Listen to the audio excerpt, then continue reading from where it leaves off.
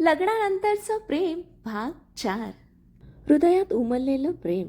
रियाच्या मोबाईलवर आलेल्या धमकीच्या कॉलनंतर तिच्या मनात भीती निर्माण झाली होती. जरा मी गप्प बसले तर अन्वय आणि त्याच्या कुटुंबावर मोठे संकट येईल, पण जर सत्य सांगितलं तर सानिकाचा जीव धोक्यात येईल. दुसरीकडे घरात सकाळचं प्रसन्न वातावरण होतं. सानिका देवघरात पूजा करत होती. तिने अन्वयच्या दीर्घायुष्यासाठी देवाकडे मनापासून प्रार्थना केली. अन्वय दारात उभा राहून तिच्याकडे पाहत होता. पूजा संपल्यानंतर तो हसत म्हणाला, माझ्यासाठी एवढी प्रार्थना करतेस? सानिका हलकीशी हसली. नवऱ्यासाठी प्रार्थना करणं हा माझा हक्क आहे. अन्वयच्या चेहऱ्यावर नकळत हसू उमटलं. सासूबाईंनी दोघांना हाक मारली. आज लग्नाला 1 महिना पूर्ण झाला.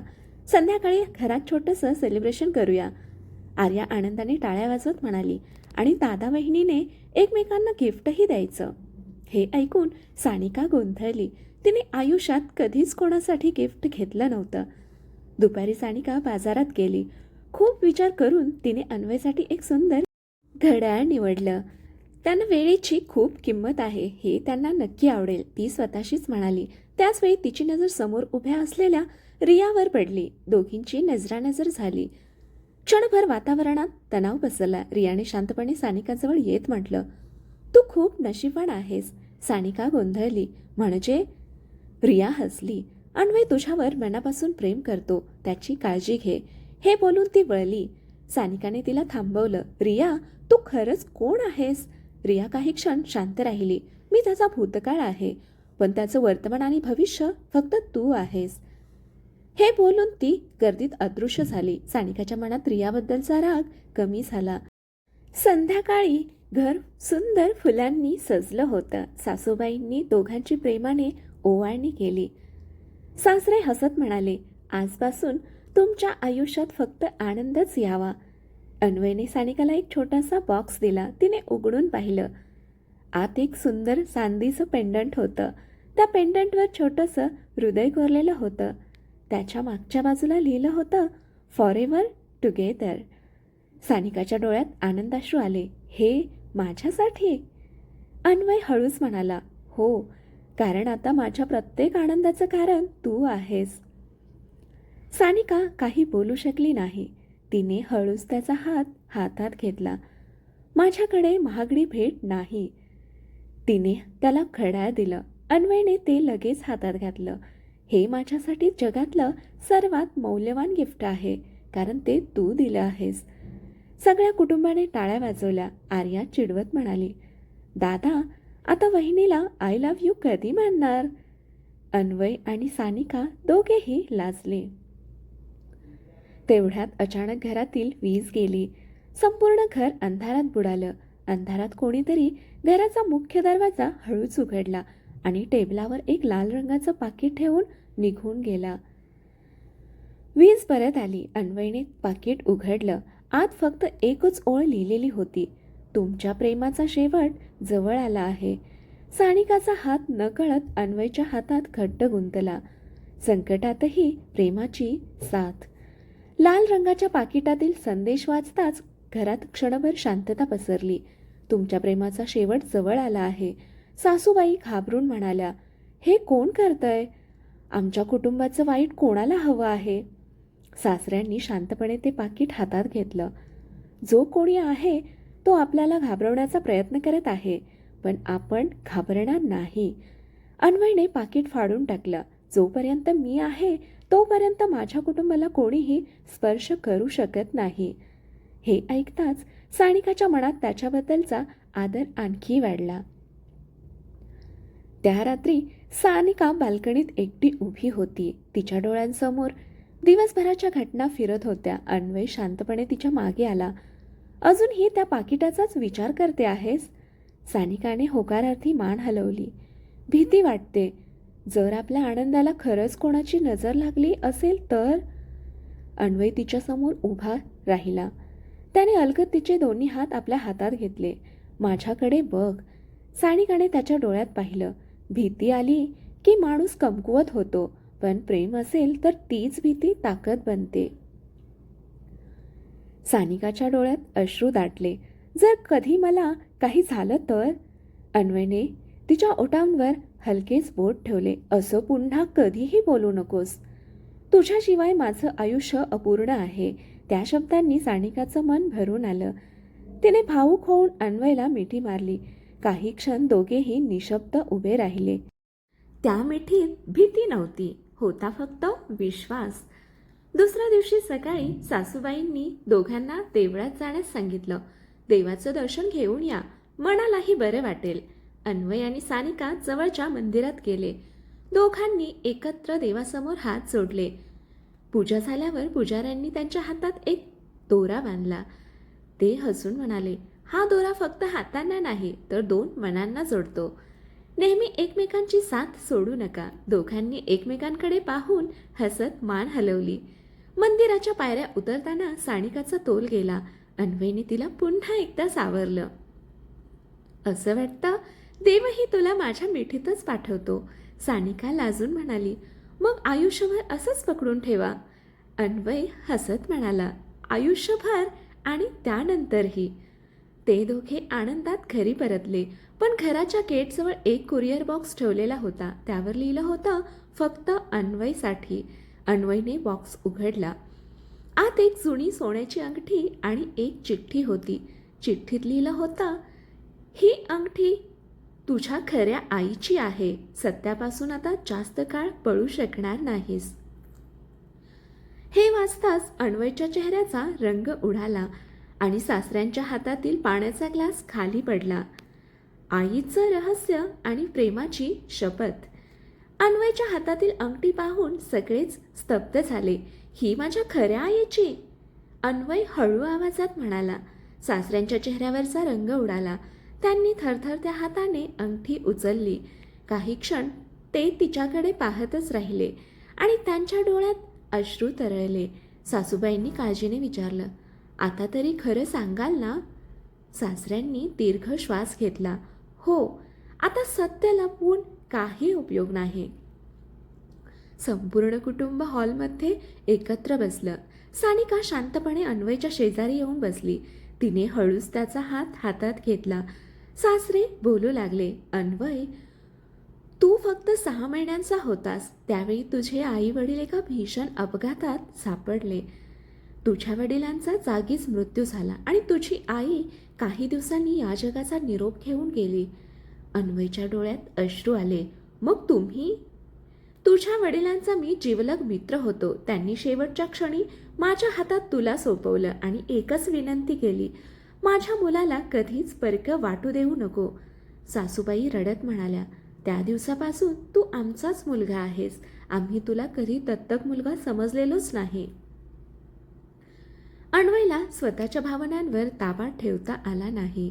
तो उठला आणि दोघांच्या गळ्यात पडला. आई, बाबा, तुम्ही मला जन्म दिला नसला तरी आयुष्य दिलं. सगळ्यांच्या डोळ्यात आनंदाश्रू होते. हे सगळं पाहून सानिकाच्याही डोळ्यात पाणी आलं. ती मनात म्हणाली, देवा, या माणसाला पुन्हा कधीच दुःख देऊ नकोस. रात्री अन्वय गच्चीवर एकटाच बसला होता. त्याच्या मनात अनेक भावना दाटून आल्या होत्या. तेवढ्यात सानिका 2 कप गरम कॉफी घेऊन आली. आज झोप येणार नाही ना? अन्वय हलकसं हसला. तू इतकं ओळखायला लागली आहेस मला. कारण आता तुमच्या मनातलं दुःख माझ्याही मनाला जाणवतं. अन्वयने तिच्याकडे पाहिलं. सानिका, मला एक भीती वाटते. कशाची? ज्यांनी माझ्या आईवडिलांबाबतचं सत्य लपवलं तेच लोक आता आपल्या कुटुंबामागे आहेत. मला तुझी काळजी वाटते. सानिकाने त्याच्या हातावर आपला हात ठेवला. माझ्याबद्दल चिंता करू नका. ती हसून पुढे म्हणाली, लग्नाच्या दिवशी मी तुमचा हात धरला होता. तो हात आता कोणत्याही परिस्थितीत सोडणार नाही. अन्वयच्या डोळ्यात प्रेम स्पष्ट दिसत होतं. तो हळूच म्हणाला, सानिका, आता मला खात्री झाली आहे. कशाची? मी तुझ्यावर मनापासून प्रेम करतो. हे ऐकताच सानिकाच्या डोळ्यात आनंदाश्रू आले. ती काहीच बोलू शकली नाही. तिने हळूच अन्वयच्या खांद्यावर डोकं ठेवलं. दोघे चंद्रप्रकाशात बराच वेळ शांत बसून राहिले. त्या शांततेतही त्यांच्या मनांनी एकमेकांना आय लव्ह यू म्हटलं होतं. पण त्याचवेळी रियाने अन्वयला एक फोटो पाठवला. त्या फोटोमध्ये एक मुखवटा घातलेला माणूस अन्वयच्या घराकडे पाहत उभा होता. फोटोसोबत फक्त एकच संदेश होता, तो तुझ्या घरात पोहोचला आहे आणि आता कोणावरही विश्वास ठेवू नकोस. अन्वयच्या चेहऱ्यावर पुन्हा चिंतेची छाया पसरली. प्रेमाची शपथ आणि संकटाची चाहूल. रियाने पाठवलेला फोटो पाहताच अन्वयच्या अंगावर काटा आला. फोटोमध्ये काळ्या कपड्यांतील एक मुखवटा घातलेला माणूस त्यांच्या बंगल्याच्या गेटबाहेर उभा होता. फोटो नुकताच काढलेला असल्याचं स्पष्ट दिसत होतं. अन्वयनेही क्षणाचाही विलंब न करता घराबाहेर धाव घेतली. अन्वय, थांबा. सानिका त्याच्या मागे धावत आली. दोघांनी संपूर्ण परिसर पाहिला, पण तिथे कोणीच नव्हतं. फक्त गेटजवळ जमिनीवर एक छोटंसं चांदीचं लॉकेट पडलेलं होतं. अन्वयने ते उचललं. त्यावर इंग्रजीत एक अक्षर कोरलेलं होतं, आर. सानिकाने ते पाहिलं. आर म्हणजे रिया? अन्वयने डोकं हलवलं. नाही, इतक्या सहज निष्कर्ष काढायचा नाही. पण त्याच्या मनात प्रश्नाचं वादळ सुरू झालं होतं. त्या रात्री सासूबाईंनी सगळ्यांना एकत्र बसवलं.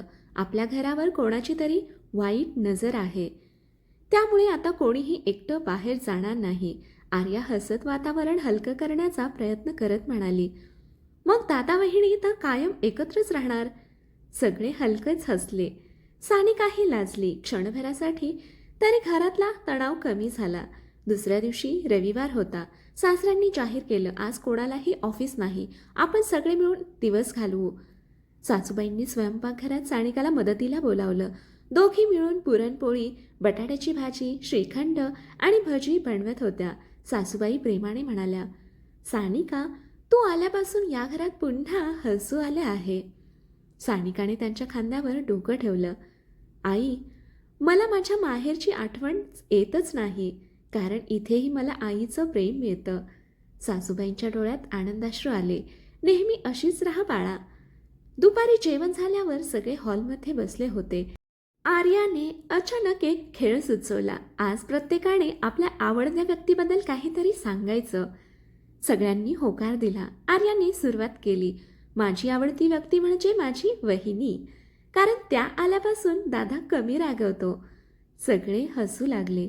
सासूबाई म्हणाल्या, माझी आवडती व्यक्ती म्हणजे माझं संपूर्ण कुटुंब. आता अन्वयची पाळी होती. तो काही क्षण शांत राहिला. त्याची नजर सानिकावर स्थिरावली. माझी आवडती व्यक्ती? तो हसला. जिने काही दिवसात माझं संपूर्ण आयुष्य बदलून टाकलं. सानिकाचं हृदय जोरात थडथडू लागलं. ती व्यक्ती म्हणजे सानिका. सगळ्यांनी टाळ्या वाजवल्या. सानिका लाजून खाली पाहू लागली. आर्या चिडवत म्हणाली, दादा, आता वहिनींची पाळी आहे. सानिकाने हलक्या आवाजात सांगितलं, माझी आवडती व्यक्ती म्हणजे अन्वय. अन्वयच्या चेहऱ्यावर समाधानाचं हास्य पसरलं. संध्याकाळी दोघे बागेत फेरफटका मारत होते. हलका पाऊस सुरू झाला. सानिका पावसात भिजायला लागली. अन्वयने पटकन छत्री उघडली. सर्दी होईल. सानिका हसली. लहानपणापासून मला पावसात भिजायला खूप आवडतं. अन्वयने छत्री बाजूला ठेवली. मग आज मलाही भिजू दे. दोघेही पावसात हसत उभे राहिले. सानिकाने हात पसरले. थेंब तिच्या चेहऱ्यावर मोत्यांसारखे चमकत होते. अन्वय तिच्याकडे एकटक पाहत राहिला. काय पाहताय? देवाने इतकं सुंदर हसू फक्त तुझ्यासाठीच बनवलं असावं. सानिका लाजली. तुम्ही ना? वाऱ्याने तिचे केस चेहऱ्यावर आले. अन्वयने हळूवारपणे तिचे केस कानामागे सारले. दोघांचे डोळे एकमेकांत हरवले. क्षणभर संपूर्ण जग जणू थांबलं. अन्वयने अलगद तिच्या कपाळावर प्रेमाने चुंबन घेतलं. मी वचन देतो, आयुष्यात कितीही संकट आली तरी तुझ्या चेहऱ्यावरचं हे हसू कधीच हरवू देणार नाही. सानिकाच्या डोळ्यात आनंदाश्रू चमकले. आणि मी वचन देते, प्रत्येक वादळात तुमच्यासोबत खंबीरपणे उभी राहीन. दोघांनी हातात हात गुंफले. त्या क्षणी त्यांचं प्रेम आणखी घट्ट झालं. पण त्याचवेळी घरातील CCTV कॅमेऱ्यात एक धक्कादायक दृश्य रेकॉर्ड होत होतं. मुखवटा घातलेली तीच व्यक्ती बंगल्याच्या मागच्या दरवाजातून आत शिरली होती. त्याने हळूच सासऱ्यांच्या अभ्यासिकेत कपाट उघडलं. एक जुनी फाईल काढली आणि स्वतःशीच म्हणाला, आजपासून या कुटुंबाच्या विनाशाची खरी सुरुवात होईल. त्याच्या हातातून एक फोटो खाली पडला. त्या फोटोमध्ये तो मुखवटाधारी माणूस अन्वयच्या दिवंगत वडिलांसोबत उभा होता. पुढे काय होईल हे पाहू आपण पुढील भागामध्ये. कथा इथपर्यंत कशी वाटली? कथा आवडली असेल तर कथेला लाईक करा, शेअर करा आणि आपल्या चॅनलला सबस्क्राईब करा. कथा वाचल्याबद्दल आणि ऐकल्याबद्दल धन्यवाद.